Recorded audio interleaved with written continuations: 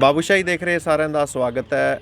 ਅੱਜ ਗੱਲਬਾਤ ਕਰਾਂਗੇ ਪੰਜਾਬੀ ਸ਼ਾਇਰਾ ਸੁਖਵਿੰਦਰ ਅੰਮ੍ਰਿਤ ਜੀ ਦੇ ਨਾਲ, ਜੋ ਇੱਕ ਕਿਤਾਬ ਅੱਜ ਲੋਕ ਅਰਪਣ ਸੀ ਕਿਤਾਬ ਦਾ, ਉਸ ਮੌਕੇ ਮੁੱਖ ਮਹਿਮਾਨ ਵਜੋਂ ਸ਼ਾਮਿਲ ਹੋਏ ਸੀਗੇ। ਸੁਖਵਿੰਦਰ ਅੰਮ੍ਰਿਤ ਜੀ, ਪਹਿਲਾਂ ਤਾਂ ਦੱਸੋ, ਜਿਹੜੀ ਅੱਜ ਕਿਤਾਬ ਦੇ ਲੋਕ ਅਰਪਣ 'ਤੇ ਤੁਸੀਂ ਪਹੁੰਚੇ ਹੋ, ਜਿਹੜੀ ਕਿਤਾਬ ਹੈ ਸਦਰਾਂ ਦੀ ਹਵੇਲੀ, ਉਹ ਕਿਵੇਂ ਲੱਗਾ ਤੁਹਾਨੂੰ ਆ ਕੇ? ਤੁਸੀਂ ਜਿੰਨੀ ਕੁ ਪੜ੍ਹੀ ਹੈਗੀ ਹੈ, ਕੀ ਕਹਿਣਾ ਚਾਹੋਗੇ ਇਸ ਕਿਤਾਬ ਬਾਰੇ? ਹਾਂਜੀ, ਮੈਂ ਜਿੰਨੀ ਕੁ ਕਿਤਾਬ ਪੜ੍ਹੀ ਆ ਨਾ, ਜਿੰਨੀਆਂ ਕੁ ਗੱਲਾਂ ਸੁਣੀਆਂ, ਮੈਨੂੰ ਇਸ ਤਰ੍ਹਾਂ ਲੱਗਿਆ ਵੀ ਪਹਿਲੀ ਗੱਲ ਤਾਂ ਜਦੋਂ ਕੁੜੀਆਂ ਕਵਿਤਾਵਾਂ ਲਿਖਦੀਆਂ ਨਾ, ਤਾਂ ਮੈਨੂੰ ਇੱਦਾਂ ਹੀ ਲੱਗਦਾ ਜਿਵੇਂ ਕਵਿਤਾ ਖੁਦ ਹੀ ਕਵਿਤਾ ਨੂੰ ਲਿਖ ਰਹੀ ਹੁੰਦੀ ਆ। ਸੋ ਕਿਉਂਕਿ ਕੁਦਰਤ ਨੇ ਇੰਨਾ ਕੋਮਲ ਮਨ ਦਿੱਤਾ, ਇੰਨੀਆਂ ਕੋਮਲ ਭਾਵਨਾਵਾਂ ਦਿੱਤੀਆਂ ਨੇ ਕੁੜੀਆਂ ਨੂੰ, ਹੈ ਨਾ। ਸੋ ਮੈਨੂੰ ਬਹੁਤ ਚੰਗਾ ਲੱਗਦਾ, ਕਿਉਂਕਿ ਇੰਨੀਆਂ ਸਦੀਆਂ ਕੁੜੀਆਂ ਚੁੱਪ ਰਹੀਆਂ, ਉਹਨਾਂ ਨੂੰ ਪੜ੍ਹਨ ਲਿਖਣ ਦੇ ਮੌਕੇ ਨਹੀਂ ਮਿਲੇ, ਅੱਗੇ ਵਧਣ ਦੇ ਮੌਕੇ ਨਹੀਂ ਮਿਲੇ ਉਹਨਾਂ ਨੂੰ। ਉਹਨਾਂ ਦਾ ਕਾਰਜ ਖੇਤਰ ਜਿਹੜਾ ਬਹੁਤ ਛੋਟੇ ਤੰਗ ਵਿਹੜੇ ਤੱਕ ਚਾਰ ਦੀਵਾਰੀ 'ਚ ਸੀਮਤ ਹੋ ਗਿਆ ਸੀ। ਪਰ ਹੁਣ ਜਦੋਂ ਕੁੜੀਆਂ ਬਾਹਰ ਨਿਕਲਦੀਆਂ ਨੇ, ਆਪਣੀਆਂ ਭਾਵਨਾਵਾਂ ਨੂੰ ਪੰਨਿਆਂ 'ਤੇ ਉਲੀਕਦੀਆਂ ਨੇ ਔਰ ਉਡਾਰੀਆਂ ਭਰਦੀਆਂ ਨੇ, ਤਾਂ ਉਹਨਾਂ ਦੇ ਪਰਸ 'ਚ ਪੈਸੇ ਹੁੰਦੇ ਆ, ਖੁਦ ਮੁਖਤਿਆਰ ਨੇ ਆਪਣੀ ਜ਼ਿੰਦਗੀ 'ਚ। ਤਾਂ ਮੈਨੂੰ ਇਹ ਗੱਲ ਬਹੁਤ ਚੰਗੀ ਲੱਗਦੀ ਆ ਜੀ। ਤੇ ਕੀ ਖਾਸ ਤੁਹਾਨੂੰ ਲੱਗਿਆ ਹੈਗਾ, ਜੇ ਸਪੈਸ਼ਲੀ ਜਦੋਂ ਤੁਸੀਂ ਦੱਸਿਆ ਕਿ ਕੁੜੀਆਂ ਲਿਖਦੀਆਂ ਨੇ ਤਾਂ ਉਹ ਇੱਕ ਆਪਣੇ ਆਪ 'ਚ ਵੱਖਰੀ ਚੀਜ਼ ਹੁੰਦੀ ਹੈ, ਪਰ ਇਸ ਡਾਕਟਰ ਨੀਨਾ ਸੈਣੀ ਜੀ ਦੀ ਜਿਹੜੀ ਕਿਤਾਬ ਹੈ, ਇਹਦੇ ਵਿੱਚ ਤੁਹਾਨੂੰ ਕੀ ਖਾਸ, ਕਿਉਂਕਿ ਪਹਿਲੀ ਉਹਨਾਂ ਦੀ ਕਿਤਾਬ ਹੈ, ਅਤੇ ਪਹਿਲੀ ਕਿਤਾਬ ਵਜੋਂ ਵੀ ਕੀ ਕਹੋਗੇ ਕਿ ਜੋ ਸ਼ੁਰੂਆਤ ਦੇ ਵਿੱਚ ਹੀ ਜੋ ਗੱਲ ਕਰ ਰਹੇ ਨੇ ਕਿ ਜਿਹੜਾ ਇੰਪੈਕਟ ਪਾ ਸਕਦੀ ਲੋਕਾਂ 'ਤੇ? ਹਾਂਜੀ, ਬਿਲਕੁਲ। ਜਿਵੇਂ ਜਿੰਨਾ ਉਹਨਾਂ ਨੇ ਸਟਰਗਲ ਕੀਤਾ ਜ਼ਿੰਦਗੀ ਦੇ ਵਿੱਚ, ਹੈ ਨਾ, ਜਿੰਨਾ ਉਹਨਾਂ ਨੇ ਦੁੱਖ ਦੇਖਿਆ, ਉਹਨਾਂ ਨੇ ਮੈਨੂੰ ਇੱਦਾਂ ਲੱਗਿਆ ਵੀ ਉਹਨਾਂ ਨੇ ਜਿਹੜਾ ਸਾਰਾ ਆਪਣਾ ਦੁੱਖ ਸੀ, ਆਪਣੀਆਂ ਸਿਸਕੀਆਂ ਸੀ, ਉਹਨੂੰ ਆਪਣੇ ਕਲੇਜੇ ਦੇ ਵਿੱਚ ਨਾ ਰੱਖ ਕੇ, ਹੈ ਨਾ, ਉਹਦਾ ਜਿਹੜਾ ਅਨੁਵਾਦ ਕਰਤਾ ਆਪਣੀਆਂ ਕਵਿਤਾਵਾਂ ਦੇ ਵਿੱਚ। ਕਿਉਂਕਿ ਜੇ ਦੁੱਖ ਨੂੰ ਆਪਣੇ ਮਨ ਵਿੱਚ ਆਪਾਂ ਜਗ੍ਹਾ ਦਈਏ ਤਾਂ ਉਹ ਆਪਣਾ ਰੋਗ ਬਣ ਜਾਂਦਾ, ਪਰ ਉਹਨਾਂ ਨੇ ਉਹਨੂੰ ਆਪਣੇ ਵਿਰਾਗ ਨੂੰ ਕਵਿਤਾਵਾਂ ਦਾ ਰੂਪ ਦੇ ਦਿੱਤਾ, ਔਰ ਇਹ ਚੰਗੀ ਗੱਲ ਹੋਈ। ਔਰ ਉਹਨਾਂ ਦੀ ਕਵਿਤਾ ਦੇ ਵਿੱਚ ਮੈਂ ਦੇਖਿਆ, ਜਿੰਨੀ ਕੁ ਮੈਂ ਕਵਿਤਾ ਪੜ੍ਹ ਜਾਂ ਸੁਣ ਸਕੀ, ਹੈ ਨਾ, ਵੀ ਬਹੁਤ ਇੱਕ ਉਹਨਾਂ ਦੀ ਸ਼ਖਸੀਅਤ ਦੇ ਨਾਲ ਉਹ ਇੱਕ ਆ। ਜਿਵੇਂ ਉਹਨਾਂ ਦੀ ਸ਼ਖਸੀਅਤ ਬਹੁਤ ਮਤਲਬ ਲੱਗ ਰਹੀ ਆ, ਪਿਆਰੀ ਜੀ, ਹਲੀਮ ਜੀ ਸ਼ਖਸੀਅਤ ਆ ਨਾ। ਸੋ ਇਸੇ ਤਰ੍ਹਾਂ ਉਹਨਾਂ ਦੀ ਕਵਿਤਾ ਵੀ ਬਹੁਤ ਪਿਆਰੀ, ਨਿੱਘੀ ਅਤੇ ਬਹੁਤ ਪੋਜ਼ਿਟਿਵ ਆ। ਜਿਵੇਂ ਮੈਂ ਇਹਦੇ ਟਾਈਟਲ ਬਾਰੇ ਗੱਲ ਕਰਦੀ ਸੀਗੀ ਵੀ ਜਿਹੜੀ ਸਦਰਾਂ ਦੀ ਹਵੇਲੀ ਆ ਨਾ, ਬਹੁਤ ਸਿੰਬੋਲਿਕ ਇੱਕ ਨਾਮ ਆ, ਹੈ ਨਾ। ਜਿਵੇਂ ਸੁਪਨਿਆਂ ਦਾ ਮਹਿਲ ਹੁੰਦਾ, ਇਸੇ ਤਰ੍ਹਾਂ ਹੀ ਸਦਰਾਂ ਦੀ ਹਵੇਲੀ। ਸੋ ਉਹਨਾਂ ਦਾ ਇੱਕ ਜਿਹੜਾ ਸ਼ੇਰ ਹੈ ਇਹਦੇ ਨਾਲ ਜੁੜਿਆ ਹੋਇਆ, ਕੁਦਰਤੀ ਮੈਂ ਜਦੋਂ ਕਿਤਾਬ ਫੋਲੀ ਤਾਂ ਪਹਿਲੀ ਨਜ਼ਰ 'ਚ ਉਹ ਮੇਰੇ ਸਾਹਮਣੇ ਆਇਆ, ਅਤੇ ਉਹਨਾਂ ਨੇ ਲਿਖਿਆ ਕਿ ਮੇਰੀ ਸਦਰਾਂ ਦੀ ਹਵੇਲੀ ਵਿੱਚ ਜਿਹੜਾ ਵਿਹੜਾ ਵਾ ਤਾਰਿਆਂ ਨਾਲ ਭਰਿਆ ਹੋਇਆ, ਔਰ ਜਦੋਂ ਚੰਨ ਚੜ੍ਹਦਾ ਤਾਂ ਇੱਕ ਨਵੀਂ ਸਵੇਰ ਹੁੰਦੀ ਆ। ਤਾਂ ਮੈਨੂੰ ਲੱਗਿਆ ਵੀ ਉਹ ਕਿੰਨੇ ਪੋਜ਼ਿਟਿਵ ਨੇ, ਵੀ ਜਦੋਂ ਸਾਰੀ ਦੁਨੀਆ ਦੀ ਰਾਤ ਹੋ ਜਾਂਦੀ ਆ, ਹੈ ਨਾ, ਸੂਰਜ ਛਿਪਣ ਦੇ ਨਾਲ ਹਨੇਰਾ ਹੋ ਜਾਂਦਾ, ਤਾਂ ਚੰਨ ਚੜ੍ਹਨ ਦੇ ਨਾਲ ਉਹਨਾਂ ਦਾ ਇੱਕ ਹੋਰ ਦਿਨ ਚੜ੍ਹਿਆ ਹੁੰਦਾ, ਅਤੇ ਮਤਲਬ ਉਹ ਹਨੇਰੇ ਨੂੰ ਸਵੀਕਾਰ ਹੀ ਨਹੀਂ ਕਰਦੇ। ਸੋ ਮੈਨੂੰ ਇਹ ਕੁਛ ਗੱਲਾਂ ਇਹ ਚੰਗੀਆਂ ਲੱਗੀਆਂ ਜੀ। ਮੈਮ, ਪੰਜਾਬੀ ਭਾਸ਼ਾ ਦੀ ਗੱਲ ਕਰੀਏ ਤਾਂ ਅੱਜ ਦੇ ਹਾਲਾਤ ਤੁਸੀਂ ਕੀ ਦੇਖਦੇ ਹੋ? ਕਾਫੀ ਸਮਾਗਮ ਵੀ ਲਗਾਤਾਰ ਹੋ ਰਹੇ ਨੇ ਪੰਜਾਬੀ ਭਾਸ਼ਾ ਨੂੰ ਲੈ ਕੇ, ਲੋਕਾਂ ਵੱਲੋਂ ਜਤਾਇਆ ਜਾਂਦਾ ਕਿ ਖਤਰਾ ਹੈ ਭਾਸ਼ਾ ਨੂੰ, ਤਾਂ ਤੁਸੀਂ ਕੀ ਮਹਿਸੂਸ ਕਰਦੇ ਹੋ ਜੀ? ਬੇਸ਼ੱਕ ਖਤਰਾ ਹੋਵੇ, ਕਿਉਂਕਿ ਜਿਹੜੀ ਪੰਜਾਬੀ ਭਾਸ਼ਾ ਅਸੀਂ ਦੇਖਦੇ ਹਾਂ ਜਦੋਂ ਪਾਸਟ ਦੇ ਵਿੱਚ ਨਾ, ਅਤੀਤ ਦੇ ਵਿੱਚ, ਵੀ ਜਦੋਂ ਇਹ ਸਾਡੀ ਪੰਜਾਬੀ ਭਾਸ਼ਾ ਨਹੀਂ ਸੀ ਸਾਡੇ ਕਾਇਦਿਆਂ ਵਿੱਚ, ਸਾਡੇ ਜਿਹੜੀ ਪਹਿਲੀ ਪੀੜ੍ਹੀ ਆ, ਮੇਰੇ ਪਿਤਾ ਜੀ ਵੀ ਮੇਰੇ ਉਰਦੂ 'ਚ ਦਸਤਖਤ ਕਰਦੇ ਸੀਗੇ।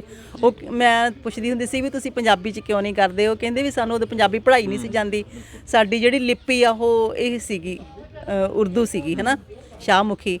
ਤਾਂ ਉਹਨਾਂ ਜਦੋਂ ਕਹਿੰਦੇ ਮਹਾਰਾਜਾ ਰਣਜੀਤ ਸਿੰਘ ਦਾ ਰਾਜ ਸੀਗਾ, ਉਦੋਂ ਵੀ ਮਤਲਬ ਸਾਡੀ ਜਿਹੜੀ ਭਾਸ਼ਾ ਵਾ, ਮਾਂ ਬੋਲੀ, ਉਹ ਪੰਜਾਬੀ ਨਹੀਂ ਸੀਗੀ।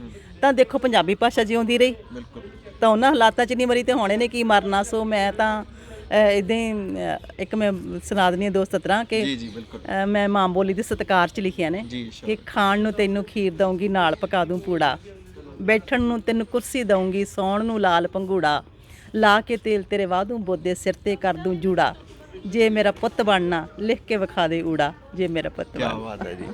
ਅਤੇ ਜੇ ਤੁਸੀਂ ਗੱਲ ਕੀਤੀ ਹੈ ਅੱਜ ਕੱਲ੍ਹ ਦੀ ਪੀੜ੍ਹੀ ਦੀ, ਕਿਉਂਕਿ ਇਹੀ ਚਿੰਤਾ ਦਾ ਵਿਸ਼ਾ ਹੈਗਾ ਕਿ ਅੱਜ ਕੱਲ੍ਹ ਦੀ ਪੀੜ੍ਹੀ ਦੇ ਵਿੱਚੋਂ ਕਹਿ ਲਈਏ ਵੀ ਜਿਹੜੇ ਸਪੈਸ਼ਲੀ ਜਿਹੜੇ ਸ਼ਹਿਰਾਂ 'ਚ ਰਹਿਣ ਲੱਗ ਗਏ, ਉਹ ਪੰਜਾਬੀ ਭਾਸ਼ਾ ਕਿਤੇ ਨਾ ਕਿਤੇ, ਮਾਂ ਬੋਲੀ ਜਿਹੜੀ ਉਹ ਵਿਸਰਦੀ ਜਾ ਰਹੀ ਹੈਗੀ ਹੈ। ਅਤੇ ਕੀ ਤੁਸੀਂ ਕੀ ਮੰਨਦੇ ਹੋ ਕਿ ਜਿਹੜੇ ਪੇਰੈਂਟਸ ਨੇ ਉਹਨਾਂ ਨੂੰ ਕਿਸ ਤਰੀਕੇ ਦੀਆਂ ਜਿਹੜੀਆਂ ਗੱਲਬਾਤ ਹੈ ਉਹ ਸਿਖਾਉਣੀ ਚਾਹੀਦੀ ਹੈ? ਕੀ ਮੇਕ ਸ਼ੋਰ ਕਰਨਾ ਚਾਹੀਦਾ ਕਿ ਜਿਹੜੀ ਪੰਜਾਬੀ ਹੈ ਉਹ ਜਿਵੇਂ ਪਹਿਲਾਂ ਤੋਂ ਚੱਲੀ ਆ ਰਹੀ ਸੀਗੀ ਇਸੇ ਤਰੀਕੇ ਨਾਲ ਅੱਗੇ ਵਧੇ? ਜਿਵੇਂ ਤੁਸੀਂ ਕਿਹਾ ਵੀ ਮਾਂ ਬੋਲੀ ਵਿਸਰਦੀ ਜਾ ਰਹੀ ਆ, ਹੈ ਨਾ, ਬਹੁਤ ਮਤਲਬ ਮਨ ਦੁਖੀ ਹੁੰਦਾ, ਉਦਾਸੀ ਆ ਜਾਂਦੀ ਆ ਕਈ ਵਾਰੀ ਵੀ ਸਾਡੀ ਬੋਲੀ ਕਿੱਦਾਂ, ਹੈ ਨਾ, ਵੀ ਉਹਦਾ ਰੰਗ ਰੂਪ ਵੀ ਬਦਲਦਾ ਜਾ ਰਿਹਾ, ਉਹਦਾ ਉਚਾਰਨ ਵੀ ਨਹੀਂ ਸਾਡੀ ਨਵੀਂ ਪੀੜ੍ਹੀ ਨੂੰ ਪਤਾ, ਹੈ ਨਾ, ਸ਼ਬਦ ਬੋਲਣੇ ਨਹੀਂ ਆਉਂਦੇ, ਹਿੰਦੀ ਅੰਗਰੇਜ਼ੀ ਸਾਰਾ ਕੁਛ ਮਿਕਸ ਹੋ ਗਿਆ। ਤਾਂ ਫਿਰ ਦੂਜੀ ਉਦਾਸੀ ਸਾਡੀ ਇਹ ਹੁੰਦੀ ਹੈ ਵੀ ਸਾਡਾ ਪੰਜਾਬ ਉੱਜੜਦਾ ਜਾ ਰਿਹਾ, ਬਾਹਰ ਨੂੰ ਜਾ ਰਹੀ ਹੈ ਸਾਡੀ ਪਨੀਰੀ, ਹੈ ਨਾ। ਇਹ ਦੋਨਾਂ ਉਦਾਸੀਆਂ ਦਾ ਮੈਂ ਇੱਕ ਪੋਜ਼ਿਟਿਵ ਪੱਖ ਦੇਖਦੀ ਹਾਂ। ਉਹ ਇਹ ਕਿ ਜਦੋਂ ਕਹਿੰਦੇ ਹੁੰਦੇ ਆਪਣੇ ਆਪ ਨੂੰ ਹੌਸਲਾ ਦੇਣਾ ਹੋਵੇ, ਹੈ ਨਾ, ਆਪਣੇ ਆਪ ਨੂੰ ਚੜ੍ਹਦੀ ਕਲਾ 'ਚ ਰੱਖਣਾ ਹੋਵੇ, ਤਾਂ ਜਦੋਂ ਮੈਂ ਬਾਹਰਲੇ ਪੰਜਾਬਾਂ 'ਚ ਜਾਂਦੀ ਹਾਂ, ਮੈਂ 3 ਪੰਜਾਬ ਮਿੱਥਦੀ ਹਾਂ, ਇੱਕ ਚੜ੍ਹਦਾ ਪੰਜਾਬ, ਇੱਕ ਲਹਿੰਦਾ ਪੰਜਾਬ ਤੇ ਇੱਕ ਬਾਹਰਲਾ ਪੰਜਾਬ ਵਿਦੇਸ਼ੀ। ਸੋ ਜਿਹੜਾ ਉਹ ਤੀਜਾ ਪੰਜਾਬ ਆ ਬਾਹਰਲਾ, ਉੱਥੇ ਇੰਨਾ ਜ਼ਿਆਦਾ ਮਤਲਬ ਪੰਜਾਬੀ ਨੂੰ, ਭਾਸ਼ਾ ਨੂੰ, ਆਪਣੇ ਵਿਰਸੇ ਨੂੰ, ਆਪਣੀ ਬੋਲੀ ਨੂੰ ਸਾਂਭਣ ਦੇ ਯਤਨ ਹੋ ਰਹੇ ਆ, ਔਰ ਇੰਨੇ ਸਰਗਰਮ ਨੇ ਉਹ ਸਾਰੇ ਲੋਕ ਜਿਹੜੇ ਉੱਥੇ ਪਹੁੰਚੇ ਆ, ਜਿਨ੍ਹਾਂ ਦੇ ਪੈਰ ਲੱਗੇ ਆ, ਜਿਨ੍ਹਾਂ ਦੇ ਰੋਟੀ ਰੋਜ਼ੀ ਦੇ ਫਿਕਰ ਮੁੱਕ ਗਏ, ਉਹਨਾਂ ਦਾ ਸਾਰਾ ਜ਼ੋਰ ਤਾਣ ਆਪਣੀ ਭਾਸ਼ਾ ਨੂੰ, ਆਪਣੇ ਕਲਚਰ ਨੂੰ, ਆਪਣੇ ਵਿਰਸੇ ਨੂੰ ਬਚਾਉਣ ਤੇ ਸਾਂਭਣ ਤੇ ਲੱਗਿਆ ਹੋਇਆ, ਔਰ ਆਪਣੀ ਅਗਲੀ ਪੀੜ੍ਹੀ ਨੂੰ ਸਿਖਾਉਣ ਤੇ। ਸੋ ਇਸ ਤਰ੍ਹਾਂ ਮੈਂ ਇਹ ਆਸ ਰੱਖਦੀ ਹਾਂ ਕਿ ਸਾਡੀ ਭਾਸ਼ਾ ਔਰ ਸਾਡਾ ਵਿਰਸਾ, ਸਾਡੇ ਕਲਚਰ ਨੂੰ ਕੋਈ ਖਤਰਾ ਨਹੀਂ। ਜੀ ਮੈਮ, ਕਿਤਾਬਾਂ ਦੀ ਗੱਲ ਕਰਦੇ ਆ, ਅੱਜ ਕੱਲ੍ਹ ਕਿਤਾਬਾਂ ਦਾ ਵੀ ਓਨਾ ਕਰੇਜ਼ ਨਹੀਂ ਰਿਹਾ ਜਿਹੜੀ ਇੰਪੋਰਟੈਂਸ ਪਹਿਲਾਂ ਦੇਖੀ ਜਾਂਦੀ ਸੀਗੀ। ਪਿਛਲੇ ਦਿਨੀ ਤੁਸੀਂ ਵੀ, ਮੈਂ ਤੁਹਾਡਾ ਫੇਸਬੁੱਕ ਦੇਖ ਰਿਹਾ ਸੀਗਾ, ਇੱਕ ਵਿਰਾਸਤ ਐਪ ਆਈ ਹੈ, ਤੁਸੀਂ ਉਦੋਂ ਕਿਹਾ ਸੀਗਾ ਕਿ ਜੇ ਤੁਸੀਂ ਕਿਤਾਬਾਂ ਉਵੇਂ ਨਹੀਂ ਵੀ ਪੜ੍ਹ ਸਕਦੇ ਤਾਂ ਇਹ ਐਪ ਦੇ ਜ਼ਰੀਏ ਤੁਹਾਨੂੰ ਬਿਲਕੁਲ ਉਸੇ ਤਰੀਕੇ ਦੇ ਨਾਲ ਕਿਤਾਬ ਪੜ੍ਹਨ ਦਾ ਮੌਕਾ ਮਿਲ ਜੂਗਾ। ਸੋ ਹਾਲਾਂਕਿ ਆਏ ਦਿਨ ਅਸੀਂ ਦੇਖਦੇ ਹਾਂ ਕਿ ਕਿਸੇ ਨਾ ਕਿਸੇ ਕਿਤਾਬ ਦਾ ਲੋਕ ਅਰਪਣ ਹੁੰਦਾ, ਪਰ ਫਿਰ ਵੀ ਜਿਹੜੇ ਤਕਨੀਕੀ ਯੁੱਗ ਹੋ ਰਿਹਾ ਨੇ, ਕਿਤੇ ਨਾ ਕਿਤੇ ਕਿਤਾਬਾਂ ਦੀ ਜਿਹੜੀ ਇੰਪੋਰਟੈਂਸ ਸੀਗੀ ਉਹ ਘਟਾ ਦਿੱਤੀ ਹੈ। ਸੋ ਕੀ ਕਿਤਾਬਾਂ ਦਾ ਭਵਿੱਖ ਹੁਣ ਤੁਸੀਂ ਕੀ ਦੇਖਦੇ ਹੋ? ਮੈਂ ਇਹੀ ਲਿਖਿਆ ਸੀਗਾ ਵੀ ਜਿਹੜਾ ਸਾਡਾ ਤੇਜ਼ ਰਫ਼ਤਾਰ ਜ਼ਮਾਨਾ ਵਾ, ਇਹਦੇ ਵਿੱਚ ਸਾਡੇ ਰੋਟੀ ਰੋਜ਼ੀ ਦੇ ਮਸਲੇ, ਜਾਂ ਸਾਡਾ ਮਤਲਬ ਇਹ ਇੱਕ ਇੰਨਾ ਪਦਾਰਥਵਾਦ ਇੰਨਾ ਸਾਡੇ ਤੇ ਹਾਵੀ ਹੋ ਗਿਆ, ਥੋਪਿਆ ਗਿਆ ਵੀ ਮਤਲਬ ਅਸੀਂ ਬਹਿ ਹੀ ਨਹੀਂ ਸਕਦੇ ਗੇ। ਮਤਲਬ ਅਸੀਂ ਜੇ ਅਸੀਂ ਨਹੀਂ ਤੁਰਦੇ ਜਾਂ ਨਹੀਂ ਅਸੀਂ ਨਾਲ ਬਰਾਬਰ ਕਦਮ ਰਲਾਉਂਦੇ, ਹੈ ਨਾ, ਸਮੇਂ ਦੇ, ਦੁਨੀਆ ਦੇ, ਤਾਂ ਅਸੀਂ ਪਿੱਛੇ ਰਹਿ ਜਾਂਦੇ ਹਾਂ। ਤਾਂ ਫਿਰ ਅਸੀਂ ਕਿੱਥੋਂ ਸਮਾਂ ਲਿਆਈਏ? ਅਸੀਂ ਕਿਤਾਬ ਚੁੱਕ ਕੇ ਬੈਠਣ ਦਾ ਸਾਡੇ ਕੋਲ ਸਮਾਂ ਹੀ ਨਹੀਂ, ਜਾਂ ਸਾਡੇ ਕੋਲ ਸਿਲੇਬਸ ਦੀਆਂ ਕਿਤਾਬਾਂ ਮੱਸੀਆਂ ਪੜ੍ਹੀਆਂ ਜਾਂਦੀਆਂ ਨੌਜਵਾਨਾਂ ਕੋਲੋਂ, ਬੱਚਿਆਂ ਕੋਲੋਂ, ਤੇ ਜਿਹੜੇ ਵੱਡੇ ਨੇ ਉਹ ਰੋਜ਼ੀ ਰੋਟੀ ਦੇ ਫਿਕਰਾਂ ਦੇ ਵਿੱਚ ਗਲਤਾਨ ਨੇ, ਹੈ ਨਾ। ਸੋ ਕਿਤਾਬ ਕਦੋਂ ਪੜ੍ਹੀਏ? ਤਾਂ ਜਿਹੜੀ ਉਹ ਐਪ ਸ਼ੁਰੂ ਕੀਤੀ ਆ ਉਹਨਾਂ ਨੇ, ਬੱਚਿਆਂ ਨੇ, ਹੈ ਨਾ, ਨੌਜਵਾਨਾਂ ਨੇ, ਤਾਂ ਉਹਦੇ ਵਿੱਚ ਮੈਨੂੰ ਬਹੁਤ ਇੱਕ ਉਹਦੇ ਵਿੱਚ ਪੋਜ਼ਿਟਿਵ ਚੀਜ਼ ਇਹ ਲੱਗੀ ਵੀ ਚਲੋ ਜੇ ਤੁਸੀਂ ਕਿਤਾਬ ਪੜ੍ਹਨ ਦਾ ਤੁਹਾਡੇ ਕੋਲ ਸਮਾਂ ਨਹੀਂ ਤਾਂ ਤੁਸੀਂ ਉਹ ਕੰਨਾਂ ਨੂੰ ਲਾ ਕੇ ਕਿਤਾਬ ਸੁਣ ਸਕਦੇ ਆ। ਉਹ ਪਹਿਲੇ ਸਫ਼ੇ ਤੋਂ ਲੈ ਕੇ ਅਖੀਰਲੇ ਸਫ਼ੇ ਤੱਕ ਕਿਤਾਬ ਦਾ ਉਚਾਰਨ ਕਰਦੇ ਆ, ਬਹੁਤ ਸੋਹਣੇ, ਮਤਲਬ ਉਹਨਾਂ ਨੇ ਚੁਣੇ ਆ ਉਹ ਵਧੀਆ, ਜਿਹੜੇ ਜਿਨ੍ਹਾਂ ਦਾ ਉਚਾਰਨ ਵਧੀਆ ਨਾ, ਪੰਜਾਬੀ ਚੰਗੀ ਤਰ੍ਹਾਂ ਬੋਲ ਸਕਦੇ ਆ। ਸੋ ਉਹਨਾਂ ਨੂੰ ਤੁਸੀਂ ਕਿਤਾਬਾਂ ਨੂੰ ਸੁਣ ਸਕਦੇ ਆ। ਇਸ ਤਰ੍ਹਾਂ ਤੁਸੀਂ ਕਿਤਾਬ ਨਾਲ ਜੁੜੇ ਰਹਿੰਦੇ ਆ, ਮਤਲਬ ਕਿਤਾਬ ਹਾਜ਼ਰ ਨਾਜ਼ਰ ਰਹਿੰਦੀ ਆ ਤੁਹਾਡੀ ਜੀਵਨ ਦੇ ਵਿੱਚ, ਗਾਇਬ ਨਹੀਂ ਹੁੰਦੀ ਗੀ। ਸੋ ਇਹ ਉਪਰਾਲਾ ਮੈਨੂੰ ਉਹਨਾਂ ਦਾ ਵਧੀਆ ਲੱਗਿਆ। ਪਰ ਜਿਹੜਾ ਆਪਾਂ ਕਹਿੰਦੇ ਆ ਵੀ ਕਿਤਾਬ ਦਾ ਜਿਹੜਾ ਇਹ ਰੂਪ ਆ, ਹੈ ਨਾ, ਜਿਹੜਾ ਕਾਗਜ਼ੀ ਰੂਪ ਆ ਜਿਹੜਾ, ਹੈ ਨਾ, ਜਾਂ ਇਹ ਵੀ ਮੈਨੂੰ ਲੱਗਦਾ ਵੀ ਕਦੇ ਗਾਇਬ ਨਹੀਂ ਹੋਊਗਾ ਜਿੰਨਾ ਚਿਰ ਸਾਡੇ ਧਾਰਮਿਕ ਗ੍ਰੰਥ ਜਾਂ ਸਾਡਾ ਵਿਰਸਾ, ਸਾਡਾ ਕਿਤਾਬਾਂ, ਸਾਡੀਆਂ ਲਾਇਬ੍ਰੇਰੀਆਂ ਹਾਜ਼ਰ ਨਾਜ਼ਰ ਨੇ, ਜਿਨ੍ਹਾਂ ਨੂੰ ਅਸੀਂ ਮੱਥਾ ਟੇਕਦੇ ਹਾਂ ਸਵੇਰੇ ਸ਼ਾਮ। ਸਾਹਿਤ ਨੂੰ ਅਸੀਂ, ਭਾਸ਼ਾ ਨੂੰ ਅਸੀਂ ਮੱਥਾ ਟੇਕਦੇ ਹਾਂ, ਉਹਨਾਂ ਕਿਤਾਬਾਂ ਨੂੰ ਮੱਥਾ ਟੇਕਦੇ ਹਾਂ। ਉਹਨਾਂ ਪਵਿੱਤਰ ਉਹ ਸਰੋਤ ਜਦੋਂ ਤੱਕ ਕਾਇਮ ਨੇ ਤਾਂ ਅਸੀਂ ਵਿਛੜ ਨਹੀਂ ਸਕਦੇ, ਅਸੀਂ ਭੁੱਲ ਨਹੀਂ ਸਕਦੇ, ਸਾਡੇ ਨਾਲ ਹੀ ਰਹਿਣਗੇ ਕਿਸੇ ਨਾ ਕਿਸੇ ਰੂਪ ਦੇ ਵਿੱਚ। ਜੀ ਕਿਸਾਨੀ ਅੰਦੋਲਨ ਦੀ ਗੱਲ ਕਰੀ ਜੀ, ਤੁਸੀਂ ਹਿੱਸਾ ਲਿਆ ਸੀ ਕਿਸਾਨੀ ਅੰਦੋਲਨ ਜਦੋਂ ਸਿਖਰਾਂ 'ਤੇ ਸੀਗਾ, ਬੜਾ ਯੋਗਦਾਨ ਪਾਇਆ ਤੁਸੀਂ ਉਸ ਦਰਮਿਆਨ, ਕਾਫੀ ਕੁਛ ਲਿਖਿਆ ਵੀ, ਅੰਦੋਲਨ ਨੂੰ ਸਮਰਪਿਤ ਵੀ ਕੀਤਾ, ਤੁਸੀਂ ਬੜਾ ਨੇੜਿਓਂ ਦੇਖਿਆ ਮੈਂ ਮੰਨਦਾ। ਅਤੇ ਹੁਣ ਤੁਸੀਂ ਮੌਜੂਦਾ ਹਾਲਾਤ ਆ ਜਿਹੜੇ ਉਹਨੂੰ ਦੇਖਦੇ ਹੋਏ ਕੀ ਤੁਹਾਡੀ ਸਮਝ ਕਹਿੰਦੀ ਹੈਗੀ ਅੰਦੋਲਨ ਆ ਜਿਹੜਾ ਉਹ ਕਿੱਥੇ ਜੇ ਪਹੁੰਚਿਆ ਹੋਇਆ? ਜਿਹੜੀ ਲੜਾਈ ਚੱਲ ਰਹੀ ਸੀਗੀ ਇਹ ਪੰਜਾਬ ਦੇ ਨਾਲ ਨਾਲ ਹੋਰ ਸਟੇਟਾਂ ਦੀ ਵੀ, ਕਿਸਾਨਾਂ ਦੀ ਸਪੈਸ਼ਲੀ, ਸੋ ਹੁਣ ਇਹ ਤੁਸੀਂ ਕੀ ਦੇਖਦੇ ਹੋ ਜਿਹੜਾ ਹੁਣ ਦੀ ਤਸਵੀਰ ਹੈ ਦੀ? ਇਹ ਸਾਡੀ ਰੋਜ਼ੀ ਰੋਟੀ ਦੇ ਮਸਲੇ ਦੇ ਨਾਲ ਸਾਡਾ ਮਤਲਬ ਇੱਕ ਨਾ ਹੁਣ ਤਾਂ ਬਈ ਅਣਖ ਗੈਰਤ ਦਾ ਵੀ ਪੰਜਾਬੀਆਂ ਦਾ ਮਸਲਾ ਬਣ ਚੁੱਕਿਆ ਵਾ। ਮਤਲਬ ਅਸੀਂ ਹੁਣ ਇਹ ਤਾਂ ਹੈ ਨਹੀਂ ਕਿ ਅਸੀਂ ਅੰਦੋਲਨ ਵਿੱਚ ਛੱਡ ਕੇ ਵਾਪਸ ਆ ਜਾਵਾਂਗੇ, ਤਾਂ ਬਿਲਕੁਲ ਸਵਾਲ ਹੀ ਨਹੀਂ ਪੈਦਾ ਹੁੰਦਾ। ਸੋ ਹੁਣ ਤਾਂ ਆਰ ਪਾਰ ਦੀ ਲੜਾਈ ਆ, ਜਾਂ ਉੱਧਰ ਬਸ। ਜਦੋਂ ਜੇ ਸਰਕਾਰ ਨਹੀਂ ਮੰਨਦੀ ਤਾਂ ਫਿਰ ਅਸੀਂ ਕਿਹੜਾ ਮੰਨਦੇ ਹਾਂ, ਤਾਂ ਬਸ ਬੈਠੇ ਹਾਂ ਅਸੀਂ ਵੀ ਆਡਾ ਲਾਈ, ਮੱਥਾ ਲਾਈ ਬੈਠੇ ਹਾਂ ਸਰਕਾਰ ਦੇ ਨਾਲ। ਸੋ ਅਖੀਰ ਲੋਕਾਂ ਦੀ ਜਿੱਤ ਹੁੰਦੀ ਆ, ਕਿਉਂਕਿ ਸਰਕਾਰ ਲੋਕਾਂ ਨੇ ਬਣਾਈ ਆ, ਨਾ ਕਿ ਸਰਕਾਰ ਨੇ ਲੋਕ ਬਣਾਏ ਆ। ਸੋ ਉਹਨਾਂ ਨੂੰ ਕਦੇ ਨਾ ਕਦੇ ਮੰਨਣਾ ਹੀ ਪਊ, ਹਾਰਨਾ ਹੀ ਪਊਗਾ, ਜਾਂ ਫਿਰ ਬੈਠੇ ਰਵਾਂਗੇ। ਜੇ ਦੁਬਾਰਾ ਮੌਕਾ ਮਿਲਿਆ ਤਾਂ ਜਾਓਗੇ ਜੀ ਉੱਥੇ ਫਿਰ ਤੋਂ? ਮੈਂ ਤਾਂ ਜਾਂਦੀ ਰਹਿੰਦੀ ਆ, ਮਤਲਬ ਪਹਿਲਾਂ ਮੈਂ 2.5 ਮਹੀਨੇ ਉੱਥੇ ਰਹੀ ਡਟ ਕੇ, 2.5 ਮਹੀਨੇ ਮੈਂ ਪੂਰੀ ਹਾਜ਼ਰੀ ਦਿੱਤੀ, ਅਤੇ ਉਦੋਂ ਮੇਰੇ ਕੋਲ ਸਮਾਂ ਸੀਗਾ ਘਰ ਪਰਿਵਾਰ 'ਚੋਂ। ਚਲੋ ਫਿਰ ਮੇਰਾ ਘਰ ਪਰਿਵਾਰ ਦੀਆਂ ਵੀ ਮੈਂ, ਔਰਤਾਂ ਨੇ ਜ਼ਿੰਮੇਵਾਰੀਆਂ ਨਿਭਾਉਣੀਆਂ ਹੁੰਦੀਆਂ, ਬੜੇ ਰੁਝੇਵੇਂ ਹੁੰਦੇ ਆ। ਸੋ ਲਿਖਣਾ ਵੀ ਮੈਂ ਸੀ, ਮੇਰਾ ਦਿਲ ਕਰਦਾ ਸੀ ਮੈਂ ਬੈਠ ਕੇ ਲਿਖਾਂ ਵੀ ਕੁਛ, ਹੈ ਨਾ।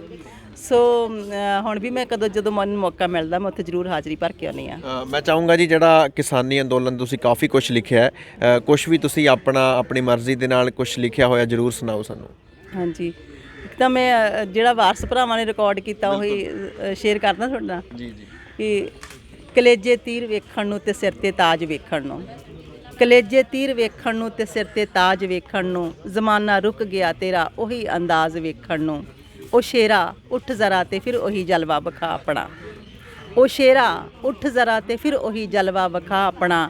ਬੜੀ ਬੇਤਾਬ ਹੈ ਦੁਨੀਆ ਤੇਰੀ ਪਰਵਾਜ਼ ਵੇਖਣ ਨੂੰ। ਜੇ ਮੁੱਦਾ ਹੱਕ ਦਾ ਹੋਇਆ ਤਾਂ ਤੀਰਾਂ ਵਾਂਗ ਟੱਕਰਾਂਗੇ, ਜੇ ਮੁੱਦਾ ਹੋਂਦ ਦਾ ਹੋਇਆ ਤਾਂ ਤੀਰਾਂ ਵਾਂਗ ਟੱਕਰਾਂਗੇ। ਅਸੀਂ ਬੈਠੇ ਨਹੀਂ ਹਾਂ ਸਿਰ ਤੇ ਉੱਡਦੇ ਬਾਜ਼ ਵੇਖਣ ਨੂੰ।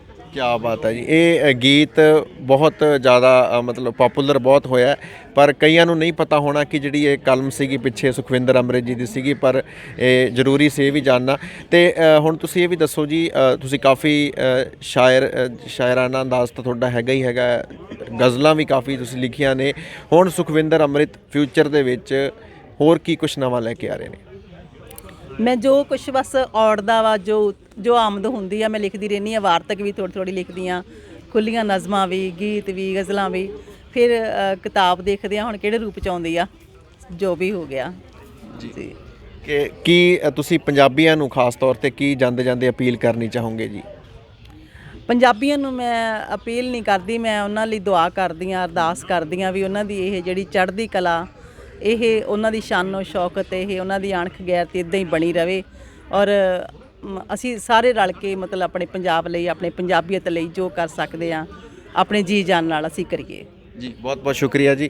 ਸੋ ਗੱਲਬਾਤ ਕਰ ਰਹੇ ਸੀਗੇ ਸੁਖਵਿੰਦਰ ਅੰਮ੍ਰਿਤ ਜੀ ਦੇ ਨਾਲ, ਜਿਹੜੇ ਅੱਜ ਡਾਕਟਰ ਨੀਨਾ ਸੈਣੀ ਜੀ ਦੀ ਜਿਹੜੀ ਇੱਕ ਕਿਤਾਬ ਹੈਗੀ ਹੈ ਸੱਧਰਾਂ ਦੀ ਹਵੇਲੀ, ਉਹਦੇ ਲੋਕ ਅਰਪਣ ਦੇ ਮੌਕੇ ਪਹੁੰਚੇ ਸੀਗੇ ਤੇ ਕਾਫੀ ਗੱਲਾਂ ਬਾਤਾਂ ਕੀਤੀਆਂ ਹੈਗੀਆਂ ਜੋ ਹੁਣ ਤੱਕ ਦੇਖਿਆ ਤੇ ਆਉਣ ਵਾਲੇ ਸਮੇਂ ਦੇ ਵਿੱਚ ਕੀ ਤਿਆਰੀਆਂ ਨੇ ਉਹਨਾਂ ਬਾਰੇ ਵੀ ਦੱਸਿਆ। ਚੰਡੀਗੜ੍ਹ ਤੋਂ ਕੈਮਰਾਮੈਨ ਆਕਾਸ਼ਦੀਪ ਦੇ ਨਾਲ ਹਰਸ਼ਬਾਬ ਸਿੰਘ ਸਿੱਧੂ, ਬਾਬੂ ਸ਼ਾਹੀ ਟਾਈਮਸ।